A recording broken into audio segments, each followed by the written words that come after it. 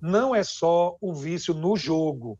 Esse vício está ligado ao vício em tecnologia. Ah, Garcês, você é psiquiatra, psicólogo, por que você está falando desse assunto? Gente, eu não sou nem psiquiatra e nem psicólogo, mas eu sou professor e eu vejo a tragédia, o desastre que os celulares estão causando na cabeça dos jovens. É uma dizimação, no sentido de que todos os professores que eu conheço, do ensino fundamental, universidade, dizem que o celular destrói a cabeça do aluno. Aí você diz, eu até fiz uma postagem sobre isso ontem. Tudo bem, mas a tecnologia serve para ajudar, para auxiliar o conhecimento. Essa visão, gente, é uma visão no mundo ideal, perfeita, é quase uma visão romântica.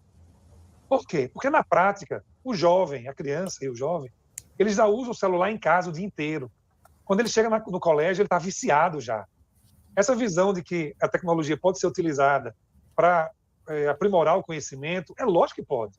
Mas isso teria que ser num cenário em que o jovem ou a criança não é viciado em celular, em que ele não tem acesso ao celular em casa, por exemplo, ou ele tem acesso àquilo de forma pontual, 15 minutinhos, para ver uma coisa rápida, pererei. Indo ao colégio, ele poderia ter acesso a um celular ou a um tablet melhor, né, mais adequado, e ter esse acesso com a matéria que está sendo dada para pesquisa, acompanhando a aula, portanto, sem poder ter acesso a redes sociais, sem WhatsApp, sem Instagram, sem redes sociais, sem jogos nos aparelhos, mas na prática, não é isso que acontece. Na prática, o aluno leva o celular para a sala de aula, ele já é viciado no celular em casa, e ele não se controla. Na sala de aula, ele puxa o celular, ele fica vendo meme, ele usa o WhatsApp, ele entra no TikTok no meio da aula.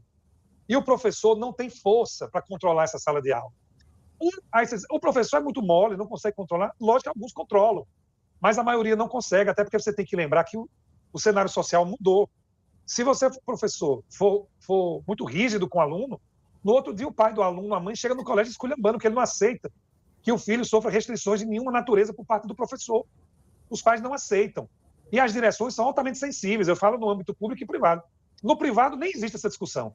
O professor é completamente refém da direção e dos pais, e ele não faz absolutamente nada, ele não tem nenhum controle em relação à sala de aula. E no público não é tanto, mas é quase a mesma coisa. Então, esse jovem viciado, ele é a melhor porta de entrada para o jogo sem controle. Ele é uma porta de entrada. Quando eu falo no jovem, você está pensando no seu filho de 9 anos. Não, não é só nele. Porque esse problema tem mais de uma década. O vício na tecnologia tem mais de uma década. Essa criança já tem 28 anos. Esse jovem viciado é o de 9 hoje, é o de 13, é o de 16, é o de 20, 25, 28, 30 também. Então, são problemas que andam consociados. E digo a vocês, o jovem tira para fazer o Enem, que é dificílimo. O jovem consegue fazer 780 pontos no Enem. Pode passar em medicina com essa pontuação, em direito com essa pontuação. Ele passa em medicina e passa em direito. Mas ele não consegue ler 15 minutos. Eu recebo esse aluno em sala de aula. Esse é o meu aluno. É o aluno de primeiro período, de segundo período. Ele não consegue ler 15 minutos. Sabe por quê? Porque ele conseguiu passar no Enem, porque passa 3 anos só respondendo questões, aprendeu as técnicas de fazer uma redação, mas ele não aguenta ler, porque ele não consegue se concentrar em razão dos problemas gerados pelo aparelho celular. Então, o assunto é muito grave quando se projeta nos jogos de azar. Chega a ser dramático, professor Emerson. Realmente tende a haver uma proibição de celular em sala de aula. Não é mais possível conviver com celulares em sala de aula. Tem que haver uma limitação do uso de celular para criança.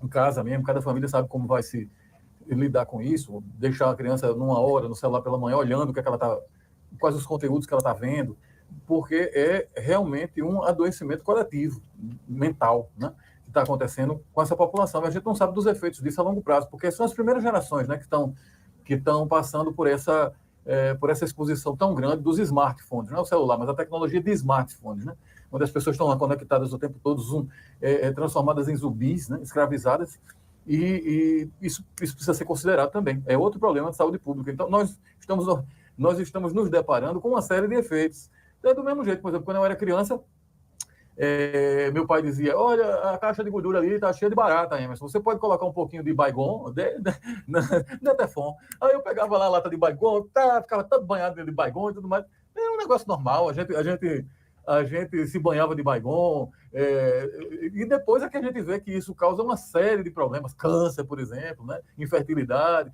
uma série de outras coisas, a partir de tecnologias e de hábitos, né, que nós tínhamos, e nós estamos colhendo agora, né, os primeiros frutos malditos de toda essa facilidade tecnológica, que nós precisamos nos conversar, né, e debater isso com bastante seriedade, porque eu acredito que os danos podem ser devastadores, já são e podem piorar.